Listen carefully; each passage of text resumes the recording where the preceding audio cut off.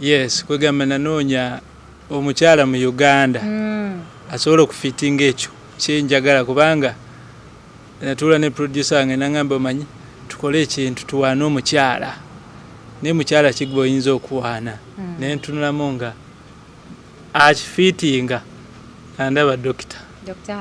Kulthum kubanga byonna era nga bubiwulira bwe biri.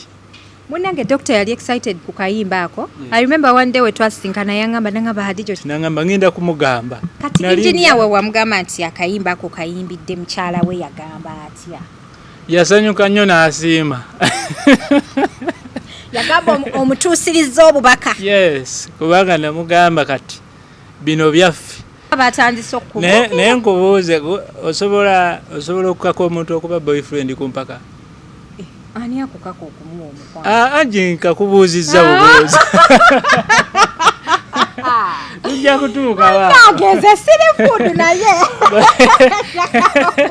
Nange sirifudu. Ani akukaka omuwa omukwano? Si mukwano nga. Bakama like serious. Yakakubira. Kakati gwebuuze. Nedda gwebuuze. Ye olutalo lwakola. Lwaki yalutandise nedda talina kyayogera. Yagambye agenda kumanyulako enviiri. Anti talina kyayogera kati weebuuze obusungu bujja bumanyulako enviiri. Anti oli general alwananga basirika. General gweebuuze nedda olutalo lulina otandika nga lulina kukola ki lwaki ayogera nga talina kyayogera. Anti yagambye seafood. Bampe simu nkulage. Bampe simu ndabeko nze ngenda nakukakasa. Tujja kutuuka waawo. Bannanga omwana ono kikoze. So kati mufa kigwe ne Jennifer. Full figure. Simulabangako nnyo. Twamusinkanangako. Sijjagamba nti namusinkana okusinkana kwanja. Twalirayo olukungana lw'abayimbi. Full figure namulabako eyo ku Nkwacho Festival. Yes. Era nsubira obuvidiyo bw'abantu bakola ki? Babulaba. Kakati bwe musanga n'obuvidiyo bulaga yabuuka nnyo mu bbanga. Gwe kimanyi full figure abuuka mu bbanga. Nga rabbit.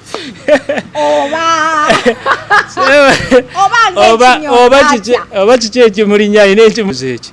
Wagenda okukyuka emabega. Ngenda okukyuka emabega nga full figure awanise omukono ati. Nga mukono mulimu akatambaala. Omukono gwe gwali gududuma. Ng'aleese emisinde. Omanyi full figure alina ebbeere liyimiridde liti. Ngenda okukyuka emabega ng'aleese ebbeere ati. Ogambye oti. Teseeka okubuulira mazima. No, se mu bubi naye embuuzo ogambye eki? Ng'aleese ebbeere ati lyonna likoze litya? Nga lyesimbye oba aliteekamu kati oba alina obupapula bwasonsekamu oba bwerityo bwalizizika. Ngenda okukyuka okutunesa nankwata omukono bino byaddala sikulimba byaddala wakuba nti nno gwosobola okulowooza nkulimba nankwata omukono bwati nansika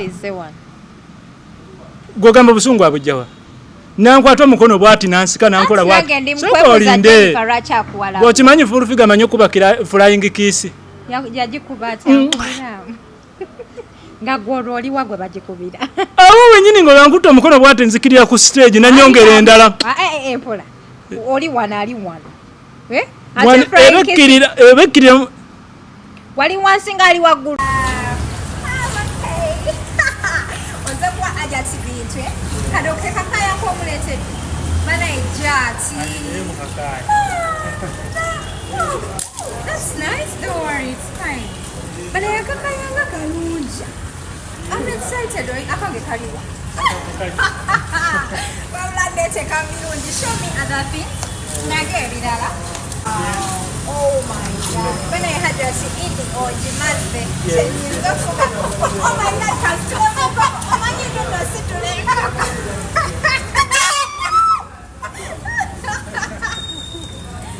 Oh, this is nice.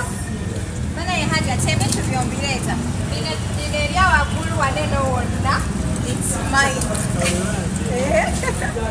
That's it. Platinum Wellness Spa offers therapeutic massage services complimentary with sauna and steam bath for your full body cleansing. You can now get a Swedish massage, hot stones, sport massage, aromatherapy, salt ability hot stone therapy, Moroccan bath hammam, jacuzzi, and many more therapeutic massage varieties. We are located along Lukuli Road near Teletubbies Primary School, off Rumala Access, Kongebuziga.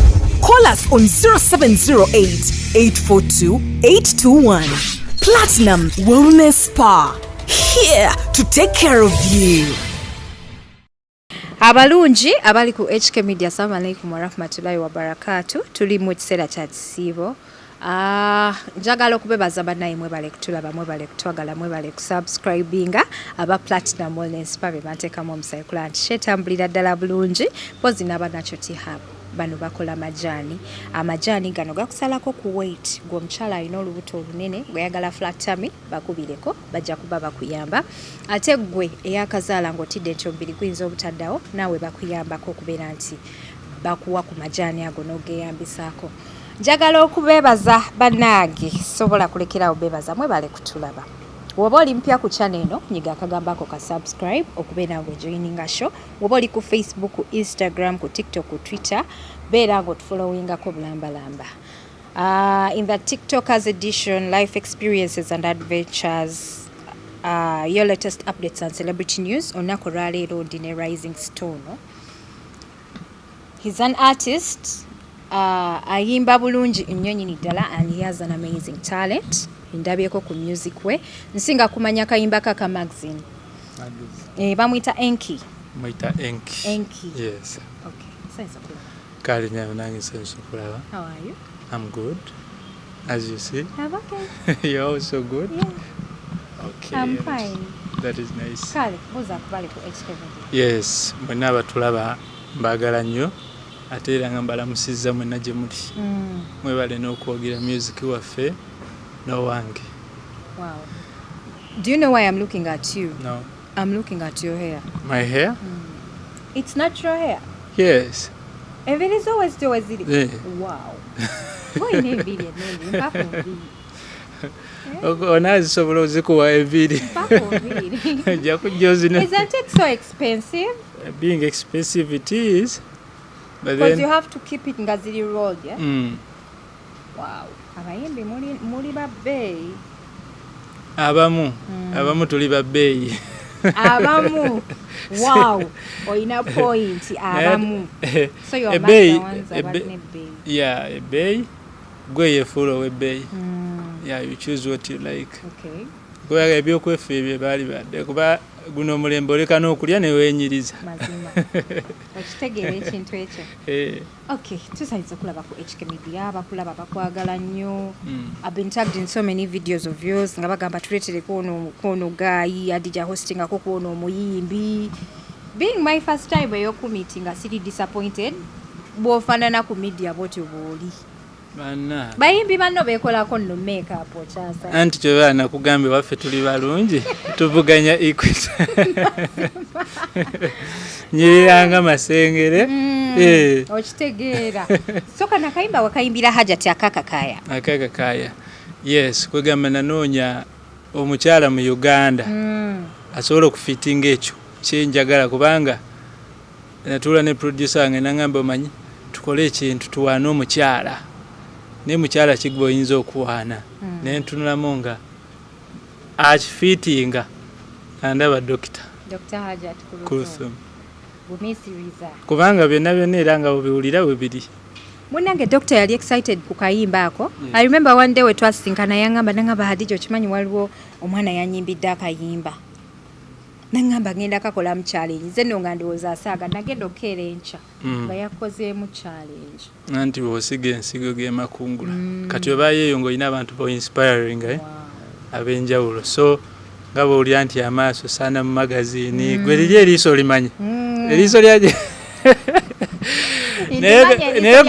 naye gwemanyi omukyalo omusiraamu nga ayina eriiso bwanyuma Mukakaaya. Mazima. Allah. Wow. That's amazing. Nange ngenda kusiba Mukakaaya banyimbeko yuno. Yakuyimbako. era olwakatuulamu bw'ati nekatambulirawo kuba nayogerako ne engineer Cram nagamba it's okay. Yes, nga tabimanyi nako ne musindika. Yes, I sent him the song. Nabeera surprised nangamba ngenda kumugamba kati engineer we wamugamba nti akayimba ako kayimbidde mukyala we yagamba atya? Yasanyuka nnyo n'asiima.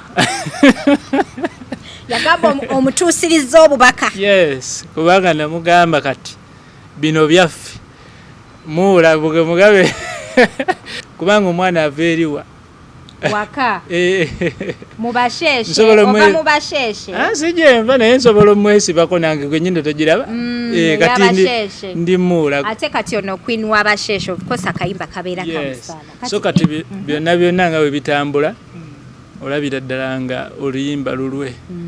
Yes, ne lugenda ne mu bakyale ng'owoobuvunanyizibwa omukyala ow'obuvunanyizibwa mukyala yeeyisa obulungi ow'amaaso amalungi ennyambala ennungi ne kati kino kangubuulire kati beeyisa obulungi n'amaaso amalungi ne tukatuulamu kati adija omusajja asobola okuzanyirako walayisi ng'akusanze bw'atyo okitegedde nti ebiwanvu biba n'ebbeeyi kubanga bwe weekweka oli ajja gamba bannanga ajati ono ennyambala wali eri ewa Akram tosubyambuzi omukubidde essimu ogamba engineer nina akayimba kenyimbidde ajati on behalf of you nina ka message kenjagala omuwa walowooza otya ku bantu banene ababiri abantu abo babiri bwe namala okufuna message kuba kapo yetusanyusa.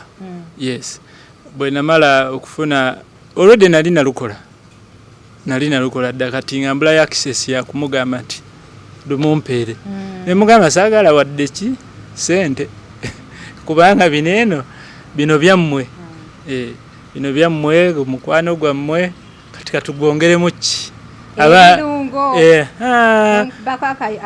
kakati ne twesanganga mugambye n'alukolamu ne challenge ne ludduka emisinde kubanga ebigambo ebyo byakwata ku bangi abakyala abayisiraamu abanyumidde Mukakaaya abamwagala so kati ne lubeera luyimba lwange lwakubiri oluhitinze. Kati ate era akasoka ke kano ewaffe tuli balungi. Lengera omwana w'omuntu which one? Ewaffe tuli balungi tuvuganya ikweta nyiriranga masengere kuba tuva mu lulyo lw'omutanda n'endogoye yaddusa Yesu yali yaffe kirine mu history obulungi bw'olina bannange kana akaloboozi okafaanana akaloboozi kati ate ekyo kye kiruma ne full figure. Ati munaye omukyalo oyo yali ayagala kubeera muyimbi oba akyali muyimbi? akyayagala kati ate nze alina okumuzza engulu. Omukyala nno muyimbi aneekwateko muwe hiti kubanga nze azirina mu myezi 11 zituuzizaawo eziwera eziwuuma ate n'endala hits. Okubya nnyo munaaye balegenti oboogerako bawe ekitiibwa ddala abantu abakusooka ku nsi. Anti kakati olaba omuntu bwakusooka weewuunya ekyokumukolera. Nze siri muntu wa bigambo naye neewuunya full figure ajjawa amaanyi ate agatandika okunwanyisa okunnomba. Oli si food mukwano yakugambye teyagambye. Anti kakati nange kati nfuusa atali food. Kale awo tugenda tuukawo ku kapaati ako ogira omuterekaawo emabbali. So kati olina okumalirayo. Engineer atusiza obubaka wa Hajati. Yes, abutusiza. Wategera otya nti abutusiza? The moment walaba nga video eri ku mutimbagano challenge. Kasita yatandika challenge. Notegera nti then doctor na commenting eno ku TikTok yange. Okay. Najja nayongera na commenting ne muduwetinga. Already message yali etuuse. Kubanga ate yayita mu mukulu era omukulu bwagamba etuuse ebeegoze eki? Ebe etuuse. Eri kapo siba fere. Wow. Wagezaako okufuna enamba ya doctor like omuweerezeko ku bubaka obumwebaza oba omukubireko oba omusaba omusinkaneko? Mbadde ate abeera nnyo bize ate nange mbadde ndi mu bize naye neŋŋamba kankunoonyeeko kwe kumuntuusaako nenjogerako naye ku ssimu banange nga musanyufu bitya kaya kati ekitegeeza awo tukwataganye era musanyufu nnyo nange ndi musanyufu. Dokita tewamuweerezaayo ku Kakaaya oli mukyala wa Kakaaya? Dokita namuweereza akakaaya ke agenda mutuukako nemuweereza idye egenda kumutuukako sijja kugimenya kimu ku kimu balabe bulabi surprise. Nze njagala okubiraba bindage tugende mu mmotoka obindage njagala mbirabe. Oyagala obirabe? Ngenda kubikulaga. Okay. Yes. Alright, I guess ajja kubeera musanyufu nnyo. Dr. Mukyala musanyufu from day one ata appreciatinga abalungi abakatweyungako olunaku olwaleero. Yenze Hadija Kigozi tuli ne rising star Enki ayimba obuyimba obulungi ate nga ne music atandise kati okubuna emiwabo alese n'aba bannange olaba batandise okuba naye nkubuuze osobola okukaka omuntu okuba boyfriend ku mpaka? Ani akukaka okumuwa omukwano? Anji nkakubuuzizza bubuuzi tujja kutuuka nageze sirifudu naye nange sirifudu. Ani akukaka omuwa omukwano? Si mukwano ngambye osobola okukaka boyfriend. Okukaka boyfriend ayinza okuba mukwano gw'omulenzi n'omukaka abeere boyfriend. Anti kakati bw'okuligira n'otuuka mu myaka eminene oba otandise fuda ba boyfriend. Nkutidde. So kati kiki ky'otegeeza? Kyentegeeza full figure alina ebimutawaanya ebibye yamanyi akaama ke yankuba. Yakuba akaama like serious? Yakakubirawo. Kakati gwebuuze nedda gwebuuze ye olutalo lwakola lwaki yalutandise nedda talina kyayogera. Yagambye agenda kumanyulako enviiri. Anti talina kyayogera kati weebuuze obusungu abujja bumanyulako enviiri. Anti oli general alwananga basirikale. General gwebuuze nedda olutalo lulina otandika nga lulina kulukola ki lwaki ayogera nga talina kyayogera. Anti yagambye seafood. Bampe simu nkulage. Bampe simu ndabeko nze ngenda nakukakasa. Tujja kutuuka waawo. Bannanga omwana ono kikoze. So kati mufa kigwe ne Jennifer. Full figure. Simulabangako nnyo. Twamusinkanangako. Sijja gamba nti namusinkana okusinkana kwanja. Twawulirayo olukuŋŋaana lw'abayimbi. Full figure namulabako eyo ku Nkwacho festival. Yes.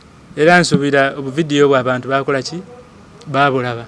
Kaakati bwe musanga n'obuvidiyo bulaga yabuuka nnyo mu bbanga. Gwe kimanyi full figure abuuka mu bbanga? Nga rabbit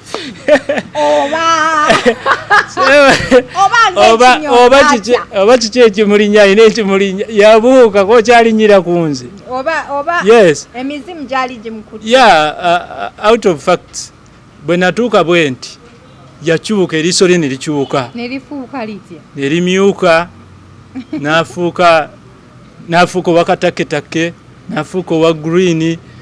Kaakati nzija bwe nti ne manager wange nali ntambudde ne kyali wange akolanga bawunsa ntuuka bwe nti waliwo abaana ba eggaali yali yenyawo nga yona erikiriya bulungi n'abuukayo n'agamba ono si Eyayimba Equator.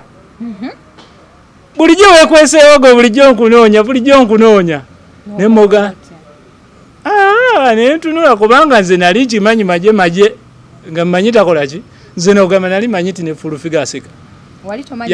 Namusanga wanyiizi yasekera nze. Okiwuliriza? Kakati bwe ntuukawo waliwo abagenda okuyimba n'agamba ono omwana yaddayo. Bonna n'abasazaamu n'agenda n'ayomba ne DJ n'ayomba n'ani n'alanga awo abalungi muliwa. Naye yo festival yali disorganized. Ogwo okitegedde kakati nno kakati kankunnyonnyole amala okunnanga okujja ku stage mba ndi nanga ŋŋendayo bwe nti emisinde ava eri tweyisinganya tuti nempulira enze sayenga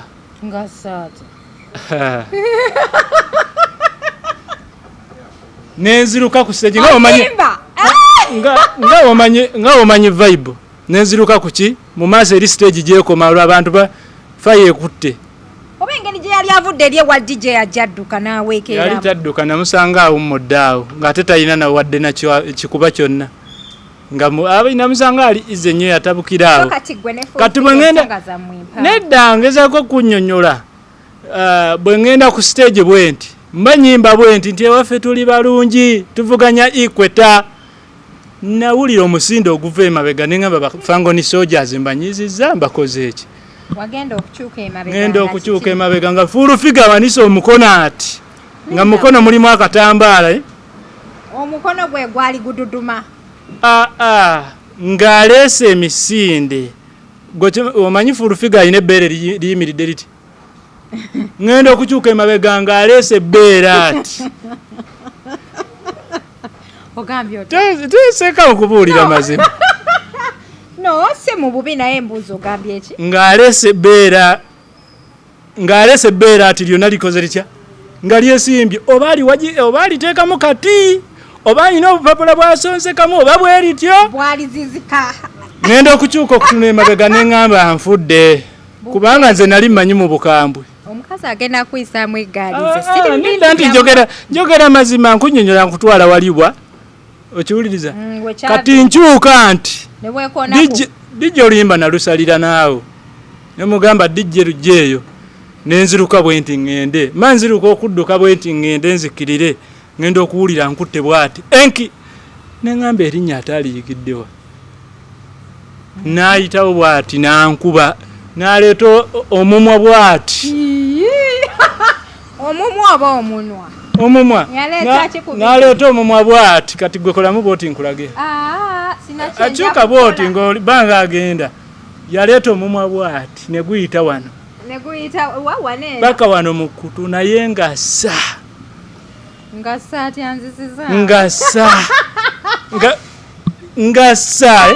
soka wulize ngassa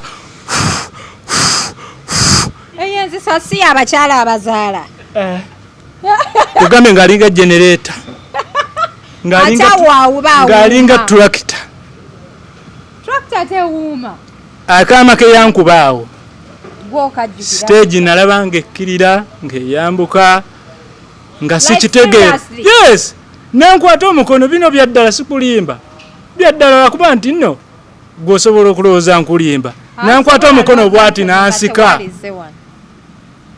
gwogamba busungu abujjawa nankwata omukono bwati nansika nankola bwati soka olinde bwokimanyi fulufiga manyi okuba flying kiss nga gwolwo oliwa gwe bagikubira awo wenyini ng'olankuta omukono bwati nzikirira ku stage nanyongera endala mpola oli wano ali wano ebekkirira wali wansi ng'ali waggulu g'omanyi obukodyo bwakozesa oba mwali waneno omuntu ng'akuliko olutalumu waati ate nakuwa flying kiss g'omanyi obukodyo bwakozesa kati gwe webuuza olutalo luva ku ki sinnaba kubitegeera lwaki ayomba akavubuka ako nze sibeera mu ntalo okiwuliriza oli omukyala nno munnaye mufumbo mukyala dokita kaakati nno kankubuulireko mukyala dokita tetuganye naye nze ndi wa bbeeyi siri wa bbeeyi oba ndi mugagga naye newa bbeeyi newa class omanyi omuntu nga wewa class n'abakulumba balina okuba nga baki nga ba class naye nayagadde muddemu kaakola atya asanyuke okitegedde kubanga abantu bali eyo beebuuza gundi tabeera mu ntalo batandise n'okuŋŋamba gwe bagenda kukusiba kakati kyembuuza g'amateeka gasiba gwe batandise kubanga batandise okuŋŋamba bagenda kukusiba nga sinaba nakwogera konze kanjogere ddala bakole batya bansibe era ne meseji ze yansindikira azikola atya azimanyi n'akaama ke yankuba akakola ki nedda kati asooka ayogera akaama ke yankuba alyoka akakola atya kati simanyi oba lwakuba nasomako nebbajjo nga ne balamu bo bayagala emyaka emeka nze kankubuuze ku ssomero wabeerayo nassale neki sipaka ku P7 kumanga bwogamba kitegeeza anti nsobola okuba mu nasale nga bajja ali mu P7 ate bajjo mwana mutonyi ate oba wategeera otya bajjo ng'oli mu nasale muto bannanga bali ku HK Media kasubire programu yaffe batambulira bulungi bwoba oli mupya nkujjukiza nti teweerabira ku subscribinga nyiga akagamba ako ka subscribe bwotyo okubeera ng'ojoyinigirawo show bwoba oli ku Facebook, ku Instagram, ku TikTok, ku Twitter beera ng'otufolowingako bulambalamba tulina Enki olunaku olwaleero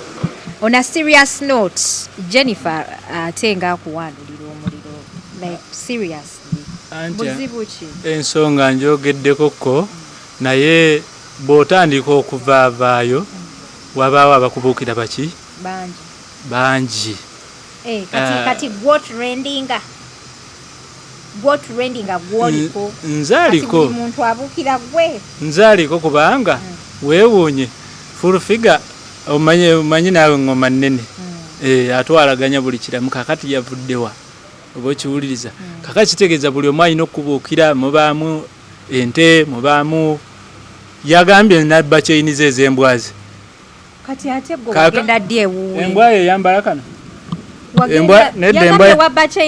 munabba kyeyiniza ez'embwazi anti kati kyeneebuuza nze atalunda mbwaze ate kakati nakola nti oba muyina engeri gye musisinkanamu kuba omuntu avaayo atya ku mutimbagano obusungu bwalina era yali kyogedde obusungu bwalina era yali kikoze eki kati akijjawe nze nnyabo neesonyiwa fulufiga kola otya neesonyiwa nze siri muntu wa ntalo ate era siri wano okukolako luki wabula njagadde nkwogereko kitegeere nti naawe ogambwako okakkane oba okiraba kakati kankubuulireko tosobola toyina bwokaka muntu ngeza bugezi oli musajja nze ndi mukazi sirina bwenkukaka kubeera boyfriend wange kumpaka gwolaba nga kisoboka kuba kati nze ngambe ki alinga kyakaka kubanga abantu bo kye bakola batya kati kye kyemuyombya kiki ekyemuyombya kyogamba abayomba babeera babbo kati alabe kana akatambi njagala nziremu ngambe nti kino kye kinyombya nyabo full figure kiki ekikuyombya nakukola ki kyogere kuba watandise olutale naye tolaga gye lukola ki namulabe ne ku Salt TV nga alukola ki akyalukumi era yakoze ki yayongeddemu bwongezi oba okiwuliriza nkulaba kakati munna byebyo kakati byebyo ya disadvantage yokuba ki yokulabika obulungi nawe ebyo ebizibu obikola ki obiyitamu so kati ye message yange gyali nti nze bw'aba ambuulire kye namukola ebigambo byonna bikole bitya biveewo oba si ekyo ayoko ng'akoze challenge y'oluyimba lwo nze simulabanga nako full figure oluyimba lugambe waffe tuli balungi tuvuganya equator yagambye vako equator kati mbutasobola kulukola luli lugamba gweraba bonyumidde Mukakaaya ng'oli wanjawulo ku balala kakati ebigambo ebyo byonna yagambye nti yagamba ng'oggyeko Remana bali abawala abakyala abalungi oba mu ggwanga oba yagamba bana ye Remana Makula Susan Makula oba ne Ajati Kulthum yagambye mbu oluyimba lwe byonna yabyogedde n'agamba manyiira bali ba Dr. Kulthum Ajati Kulthum boba omanyiira nze nvaako kati kambuze Ajati Kulthum namumanyidde ntya kubanga nawaanye muwaane kitegeeza yandibanga naye ayagala okuwaanibwa mu ngeri emu baki oba omukubireyo akayimba omukyala kakala kale gwe kambuulire tuwandiike ku full figure kati nga tumuyimba omukyala ow'ebiiso bweraba bonyumidde mu mbwa ng'oli wanjawulo ku balala bali bannema lwanjegere gweraba bonyumidde mu mbwazo ng'oli wanjawulo ku balala wali wampala na lwanjegere kati nazivuddeko ndi ku busaalaba akayimba kabuzeemu nzenga anti kabuzeemu kubanga eri tetusobola kugendayo mbufaanana Equator nzenga Alex Mukulu jagambye nve ku Equator ya Uganda na Buganda ya Uganda ngensi. Yes, ya Uganda ngensi. Ate nobeera oli mu kutumbula ebyobulamuzi mu ggwanga.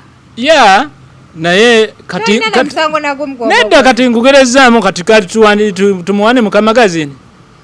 Oyinza okumukubirayo akayimba akake ku bubwalaika ayagala akake. Nga tuwandiikemu. Mukyala akola jimu akumya omubiri. Okitegeera ensonga ezo zonna. Akola make-up n'ashana naso. Full figure okola make-up mu jimu n'oshana nango badia. Ositula bulungi obuzito era osaana kiro 8. Ogw'omubiri gw'olina bode eyo njagala nnyo. Full figure tonkolera naye abalala obakolera. Ate woba oyimba ng'owaana omuntu olina okumuyimba ng'omuwaana ng'obizza gy'oli. Anti sibizza nze gye ndi nze nagambe waffe tuli baki nekugamba gundi magazine nekugamba ki kati yagamba oluyimba kati agamba nedda agamba asoma nnyo akatabo tokataddemu. Osoma bulungi akatabo ko Full figure nze wanyumira. Bote boyagala nkayimbe. Bulungi make-up n'onyirira n'omwozola ebizo. Naye gwe takuyisanga mu gaali. Gumu oba ebiri. Kaakati lwaki akali akatabo ka mbwaze. Nedda. Kati lwaki asoma akatabo k'embwaze? Akatabo ssebo kagunza. Kakufumintiriza mukwano. Tonnakasoma akakuleetera. Nedda waliwo kali waliwo kali nedda waliwo kali eri kana akatundibwa. Embwaze nga za bbeeyi zijjirako n'akatabo ako. Waliwo kali akahamu. Kati waliwo n'akatabo k'embwa. Embwaze baziwerako manyo. Ako katambula nako. Kati kano ak'abantu akajjayo mu kamera. Kali akatabo. Waliwo akatabo k'embwa ze zikasoma. Naye ate embwaze ngande embwa za Full figure nga. Ntegedde ogundi ntegedde olutalo luno gye lupinda. Gwe embwa za Full figure nganda. Sina nganda. Embwa za Full figure ze zaawano ziri buli bukadogo. Embwa enamba ezinywa yogati ogamba otya zikadogo. Toli serious. Wali alabeko ka video embwaze nga zinywa yogati. Nganne embwa zikola ne statement ku police. Nedda wali alabeko embwa ya Full figure ng'enywa yogati. Mu video. Tannazikwata bukwasi tayagala zireeta mu kamera. Gwe mumanyi buli kimu kya mu kamera. Kakati kangu. Ayo bana mwe munsanyusa. Kakati luno si lutalo. Wabula ngezaako okukulaga nti nze olutalo lwankolako siruyinaako ki kyova olaba simuliiko. Kati ngozo omuddize baaka. Simuddize baaka fire. Nedda simuddize baaka fire. Njagadde nkakase abantu nti nze nganze byatandise sibikola ki. Naye yalina bye yaŋŋamba ne mbikola ntya neneefuula atabitegeera naye nga mbitegeera. Gw'omanye bennumi abali eyo abanneegomba naye nga baaguma. Gw'osaagana ogwo n'omuntu ng'anyirira alabika bulungi. Tayinza okulumya obwongo. Omwana weenyumiriza mu ndabika. Nedda si ndabika. Omanya abasajja abali eyo boolumya. Ebyange tubireke. Okitegedde. So kati oguma. Oguma n'obikkabikkako ng'omukyalo omukulukulu kubanga gwempa ekitiibwa. Kati nga wali mama Fangoni nange njagala abeere mama Enki. Wow. That's good. Yeringa final word yange nti nga wali mama Fangoni nange njagala abeere mama ki? Mama Enki. Bw'anaagana mu mirembe ajja kubeera ki? Ku mpaka.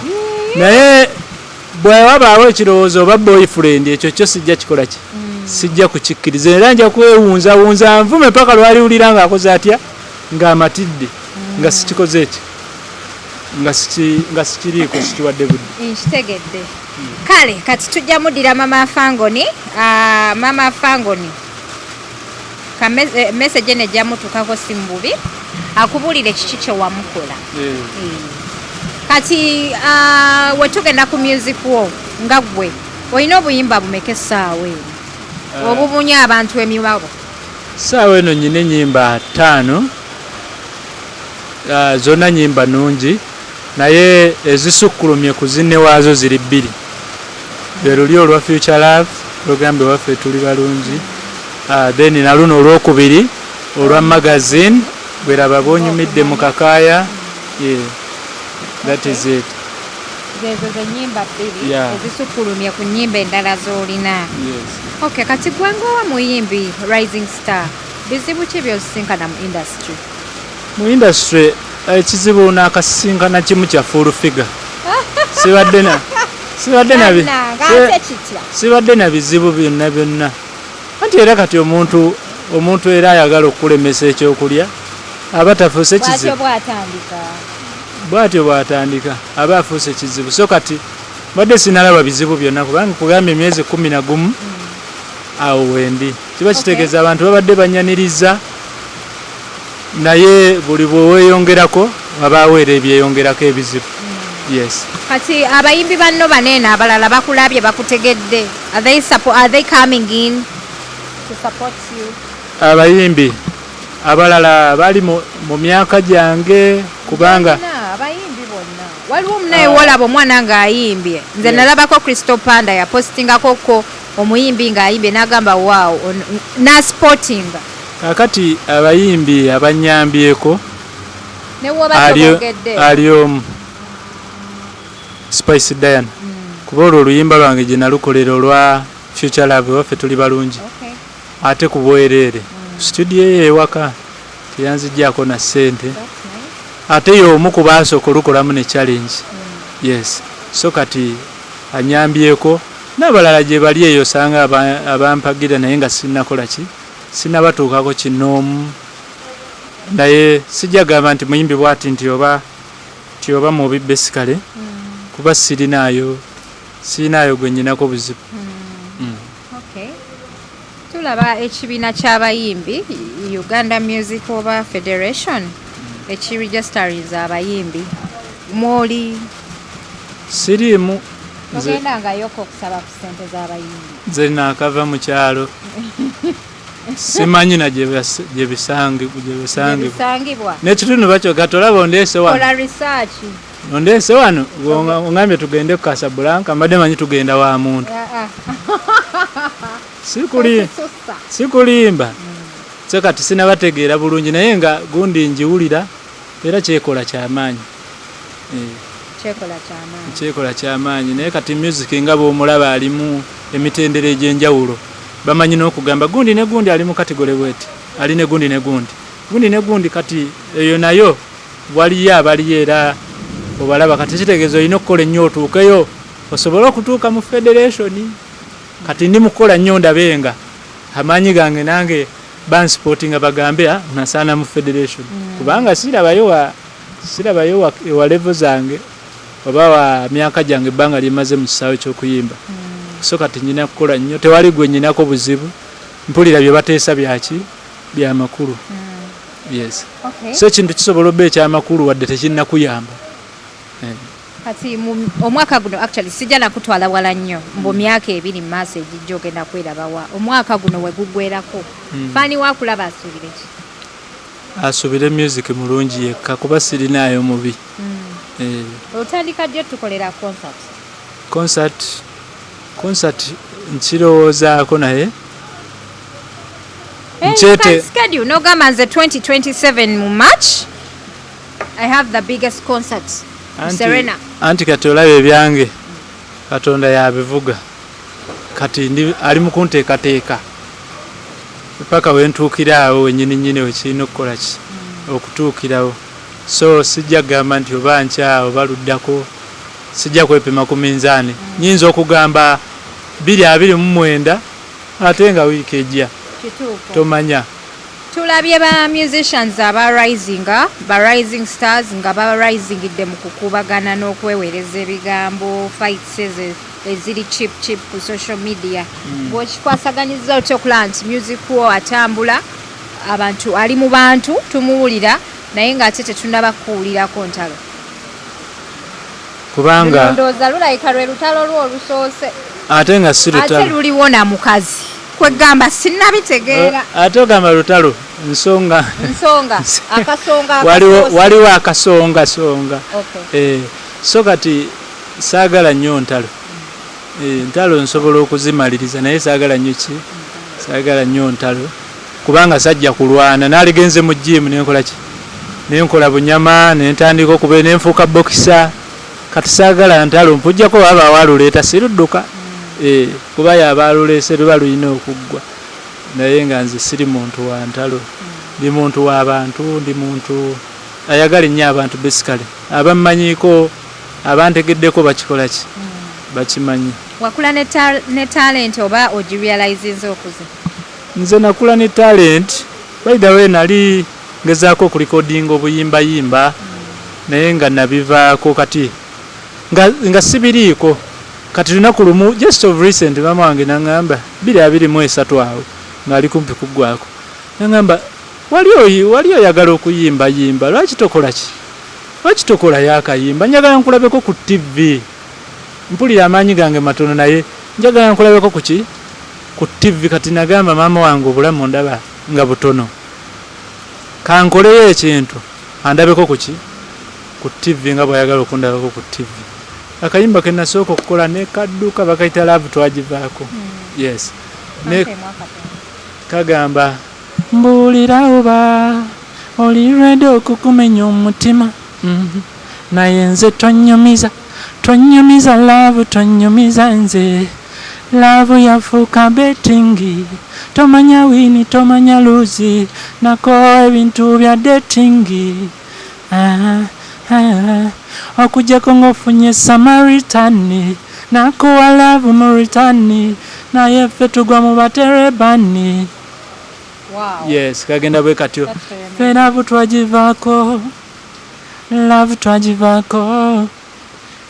twagivaako n'emitima nitujanjaba jawona. Bannange nyimba ng'oyimba za mukwano so kati ke kakasooka olabika bulungi bannange omwana ono ne kadduka nnyo then after 3 months kwe kuba ewaffe tuli balungi n'akwata ndowooza owulira Katonda yabiteekamu speed. Wow, yes kati kirabika yayagala asanyuse maama wange andabeko kuki omanyi nze mbonyeebonye nnyo ne maama wange okay. Era ndi musajja mulekwa. That is very sad. So kati nkuze ne maama nze sirabanga ku taata wange. That is so sad. Yeah. I've never seen my dad.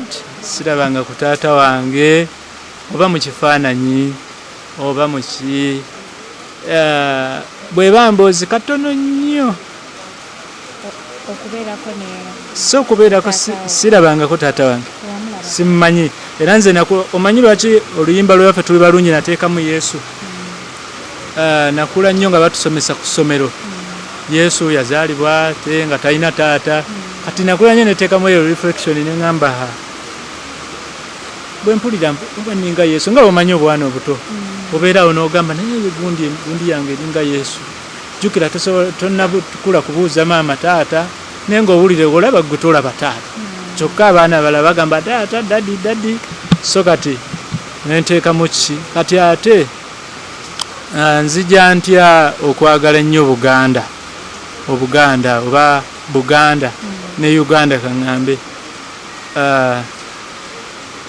nyina we nateeka paati nti nyiriranga masengere kuba tuva mu lulyo lw'omutanda kakati nze nga bwe nkugambe nti ndi mulekwa nakula ne maama wange n'atukuzanga single mother naye ate nze yanzaala nzekka nabo kiraba kati maama wange baatubbako ettaka gye twali tubeere waffe baalibba abali mu buyinza abamu baalibba si gavumenti ti maama wange ettaka lyaffe ne balibba infact baalibba dda nga bagenda babbako kati ngenze okuba nga ategeera ninga mu senior 6 awo balimalirawo ki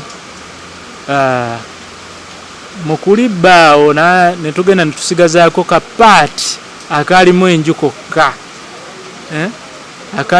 kokka bwe tukasigazaako bigaana nga omanyi ng'omukyala alabirira abaana yekka bikola bitya ate n'abaana empisa za njawulo okisaba ngamba kantandika okuyiya ki obulamu kati mu kuyiya obulamu naye mama wange yali yagezaako okufuna ekyapa nga byagaana nga atambudde buli kooti nkuze agenda muki makooti nze nkuze nga mbiraba paka wentuusa otegeera nga biganye tusigazzaawo wokka awali ekiyigo n'akayumba ku kkubo so bwe ntandika okuyiya bwe nti ngamba kangende njiye nja kugulira mama wange lumuki ettaka oba ennyumba so kati nvaayo bwe nvaayo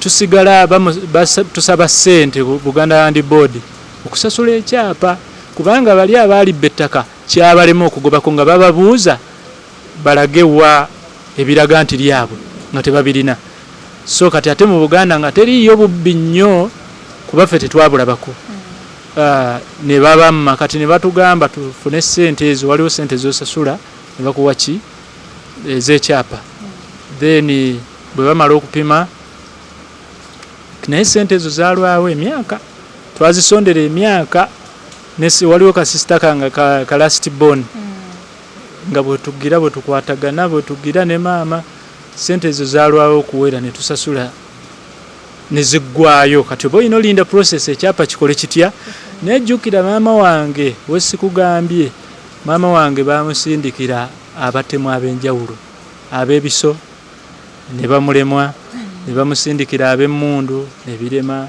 ne bamusindikira abamuwamba ne birema omanyi omuntu nga Katonda akyamukuumye so one day ne bamusindikira abamutuga kati abo be bamukwasa ne bamutuga yes mama wange ze bamutuga ne bamutta kubanga nze namulabako ng'afudde yadda buzingulu nonge bamutuga ne bamusula yes this is real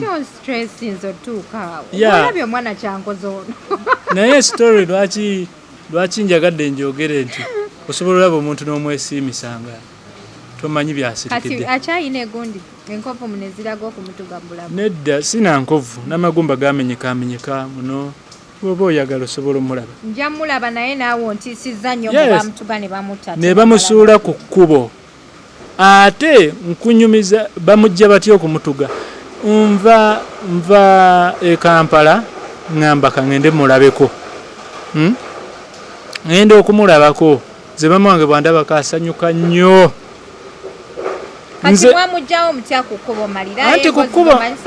anti ku kkubo nkugira bwe ngenda okumulaba bwe nti amperekera ku makya nze mama wange tandika tambula yekka amperekera ku makya ntuuse mu paaka nga tebannamutuga olwo nkunnyonnyola bwe bamutugira nali nzizzeeyo waka kumulabako jjukira entalo zaali nnyingi ate nga ali yekka nzirayo waka okumulabako nga bona genda okulaba ku maama kati bwe ntuuka okumulaba kageri katayagala nga ntambule nzekka bwandaba omutima awulira ki amperekera ku makya okuntwala ku mmotoka eŋŋoma antwala ku mmotoka antuusaayo ssaawa nga 11 ez'okumakya emmotoka ekeera kati abadda nga musiibudde bulungi tewali buzibu bwonna abadda bamutuga kati nze nzijje ne Kampala jjukira yennyini gwe batuze yalina okkuba essimu nti bantuze naye ng'ali awo yafudde abantu bamulonda ku kkubo ku makya yali azirise anti yali afudde kubanga nze nkugambye ne wennamulabirako era yali akoze ki yadda buzingulu kaakati yes kati yinze wayita ennaku mmeka 2 ng'ali mu ddwaliro ali mukoma gwe wayita ennaku 2 olwo wabaawo aŋŋamba owaayi nga tonnaba kujja eno mama oba akola ki mama wange olwo waliwo omusawo amujjanjaba ate okiwuliriza ono omwana ali mu kukonfusinga oŋŋambye mama we we bamutuga bamusuula ku kkubo ate kati n'omala n'oŋŋamba ate bakwano bo be bakkubira essimu ne bakugamba nti mama we ali eno bamutuze anti abantu abamulonda ku kyalo nebakubira bino byenkugamba bya ddala abantu abamulonda ku kyalo abantu abamulonda ku kyalo anti nze ndi musajja sijja kuginyumya mboozi nga nkaaba abantu abamulonda ku makya baali tebalina namba yange yaki ya simu kati eyankubira mulala kubanga nze sigaba namba yange ku buli omu olwedde nkugambye ffenna baali batunoonya kututta kati ng'abantu bonna abatemu bamanyi nze gwasinga okukola ki okwagala waliwo ne sisita wange Lastborn olwo ye ali ku ssomero okiwuliriza kati olwo gino mikwano gyange giina enamba yange gyo gigenda otegeera nti maama gundi bamukola ki bamutuga bamusanga mu ddwaliro olwo bankubira kati nze ngenda okumulaba ng'akyalina mu kkomo ogitegedde sitole bweri so ntuyiyawo ne sisita wange Lastborn olw'okuba yali tayagala wali kuva ku ttaka liri nga womanyi omuzadde ng'akoleredde ekintu aba agamba waakiri banzitire wano kati twamulimbalimba ne tumugamba jangu eno e Kampala tukujjanjabe kubeera obujjanjabe tewakola ki tewali bulungi jangu tukujjanjabe eno e Kampala ojja kuddayo oba ewaka katikati bwajja jjukira omuntu nga alina stress olwo alwadde bamukutudde mukadde oba olina omulimbalimba omukwate buki bw'atuuka e Kampala eno n'asooka n'abeera ne sisita wange oyo Lastborn kati jjukire nkujjira wali ku Buganda ekyapa twali twakisaba dda kaakati maama wange mu kubeera omuyolo mu kumumenya wano yatuuka kuno okugulu nga kukankana n'omukono gwe sayidi emu era nakati bikankana so neggumba lineeno lyakutuka yena yakutuka kati akageri kaali mukadde tasobola kuyunga kati bw'atuuka e Kampala waayita akaseera katono aba Buganda Land Board ne bakuba ne bagamba muleete mukadde alabe ki ekyapa kyafulumye kati saali naye sisita wange yeyaŋŋamba kati n'amuwa essimu n'enjogera naye n'aŋŋamba okimanyi mpulira mponye nkugambye ndi wano nzenna nzirikazirika okugulu kubadde kukankana naye kati mpulira kulinga okuyimiriddemu mpulira nteredde simanyi mpulira mpunze sibikkiriza kaakati sooka ogire otutereko wano ssente zitutwalewa ku Masengere tukole tutya tulabe oba ekyapa kyakoze kaakati n'agenda ku Masengere agenda okutuukayo n'atunulawo nga ddala kyafulumye awo yankubira essimu n'aŋŋamba ndi wano ku Masengere naye mponye era nondabako kati toyinza tegeera nti yenza oli omulwadde mponye esaawa eyo nga tabiwulira n'aŋŋamba obulamu buli wano kaakati awo eŋŋambira nti kati nagattagatta ekintu neŋŋamba maama wange wabajje wano essanyu kitegeeza waliwo n'abantu abalala abajja wano ki essanyu kati nenoonya engeri gyenkikonfusingamu gyenkiwandiikamu kifuuka oluyimba ewe kugamba nti enyiriranga Masengere kuba maama wange yandaga nti anyiriridde ku Masengere n'obulamu bukoze butya yeah so that is it that is the hidden story kati weewandiikira ennyimba newandiikira ennyimba ennyimba zo zonna gwoziwandiika yes wow that's nice kale so kati that is it nenga byonna okubanga ndi wano era saala za maama ne saala za Katonda ati bwewavaayo omuntu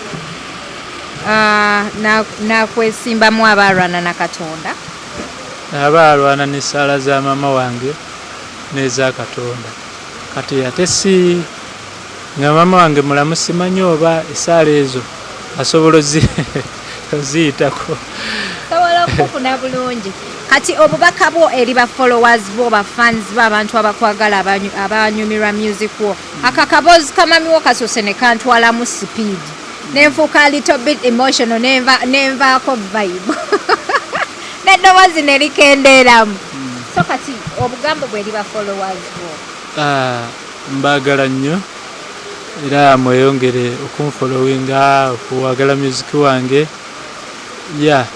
na buli wembeera mweyongere essanyu ate temweraliikira nange nja kubasavinga bulungi naye munsavinga eya music. Yes. Kati oluyimba lwo nga sinava wano twalusinga duwulirira nnyo ku TikTok. Gwe wali TikToker before music came in? Nze natandikira ku TV. Watandikira ku TV? Natandikira ku TV. TikTok by the way na muntu wa TV yeyaŋŋamba wali ogundi TikTok eyo gimanyi teekayo kolono oluyimba olwedde nga baluzannyawa ku TV era muziki wange ali ku TV. Kyova ne TikTok yange si yaba TikTok kawansi nnyo si so n'abantu abaliko it is my fan base ekyabaleeta music tewali mbona akola comedy asaakanya bazze organically lwa music kitegeeza nyina real fan base. I see. Kale sibula abantu tuve wano Enki nze abantu mwenna Abannayuganda mbagala nnyo amanya bampita Enki erinnya Enki liri ENKI osobola okunfuna wonna oba Facebook oba X oba Instagram osobola okunfuna mweyongere okusharinga music wange n'okumwagala ennyo mu streaminga on all digital platforms. lwakuba tetutegedde mannya g'amatuufu nga bw'olaba nti Chameleon Joseph Mayanja Full Figure Jennifer Nakanguubi oshegeera kaakati nange ojja kumpa erya Full Figure. kale bannaye munsikirize mbasibule naye nga gundi amanya nja kugoogera amanya nja kugoogera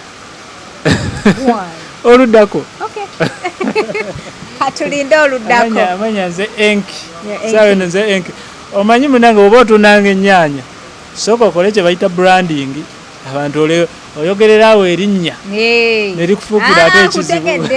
nze nkufunye bulungi Uganda ngimanyi naye nga nze Yezadija Kigozi gegamanya gange kati gwomanyi. Anyways, banaye mwebale kutulaba mwebale kutwagala mwebale kusubscribinga aba platinum wellness babe bantekamu omusayo plant shetambuya ddala bulungi n'abanakyoti habwe bali okuba nti bakukendeezaako ku mugejjo omukyala amajani gano gakubuza appetite nobanga tolya nnyo nogenda ng'osalako mpola ku mmere mpola paka wotuuka mu size gy'oyagala kozi ate mbajjukiza nti abantu mwenna abali e Bulaaya abali wabweru w'eggwanga delivery tugikola kasita obeera ng'ogenda kusasulwa costs zinakutuusako amajaani malungi nnyo ddala oteeka mazzi ganyogoga ate nga n'abaami namwe gabakolako. Banaye neeyanza nnyo yenze HK Media Hadija Kigozi mweraba.